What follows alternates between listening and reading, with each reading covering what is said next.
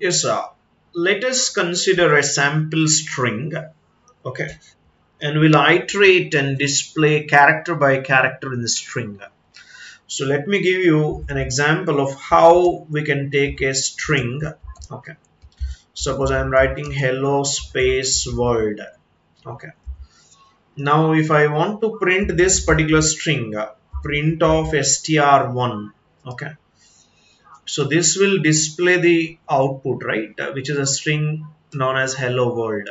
Okay, suppose if you want me to display character by character. Okay, so you can iterate with the help of a for loop. So you can write for ch in str1. Okay, now you can start printing character by character. Okay, and you can see this output. Okay, character by character it will be displayed. Okay, and suppose if you want me to print everything in the same line. Okay, so then you can write end is equal to some space here. Okay, suppose if I remove this space, I'll get exactly the same string hello world. Okay, so this is how you can actually access character by character from the string. Okay, now we can find the length of the string. Okay, so length of the string is related to how many characters are available in the string. Okay, so suppose k is equal to len of str1. Okay, and let me display this particular k. Okay, number of characters are, so how many characters are there, so that you can display here, which is k. So there are number of characters are 11. Okay, because hello contains 5 characters, world contains 5 characters, which is 10, and the space is another character. Total 11 characters are there. Okay, now similarly I can also iterate through the entire string based on the length of the string. Okay, for example, for I in range of len of str1. Okay, I'm iterating the entire string based on the length of the string. Okay, now you can start printing character by character. Okay, from the string. Okay, so you can display them like this, and also you can write and display everything in the same line, just like this. So here I'm trying to access the entire string with the help of an index, right? So h is located at index 0, e is located at index 1, and so on like this. Okay, so this is how you can access. Okay, now you can also apply some of the built-in functions while working with strings. Okay, let us suppose I want to count. Okay, one particular word, how many times it is occurring. Okay, suppose I'm writing like this: hello world, hello user.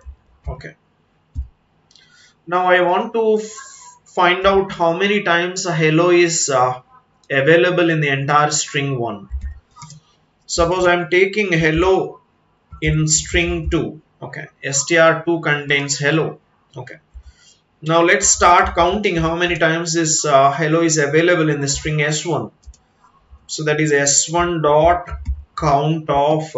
Okay, so basically str1 is my first string, and now I want to count how many times this str2 is available inside str1. Okay, so once this count is available, then I can display that particular count, right? So you can see how many times this hello is available inside string 1. So it is available totally 2 times, 1 2, right? So this is how we get the output as 2 here. Okay. And next, you can also basically join this string. Okay, that is, consider you have some list of items. You can actually join them together. Okay, and form a resulting string. So let us suppose I am taking a sample list like list1 is equal to. Okay, so the first string is hello, and the second string is world. Okay, now let us join both these strings which are part of the list. Now s1 is equal to str of, okay, dot join of list1. Okay, so we are joining these strings in the list1. Now you can finally print this particular s1. Okay, so you can observe here, hello is the first element in the list1 and world is the second element inside list1. Now I have joined these elements of the list1 by converting them into a string, okay, and forming a new string which is s1. Okay, like this. Now one more thing is, whenever you want to check whether the entire string is ending with a given string or not, that also you can do here. Okay, so let us suppose s1 is my string, and in this s1 string I'm taking a hello space world. Okay, and also s2 is another string here. Okay, so here I'll take rld. Okay, so now we need to check whether s1 is ending with s2 or not. So b is equal to s1 dot ends with, okay, ends with of s2.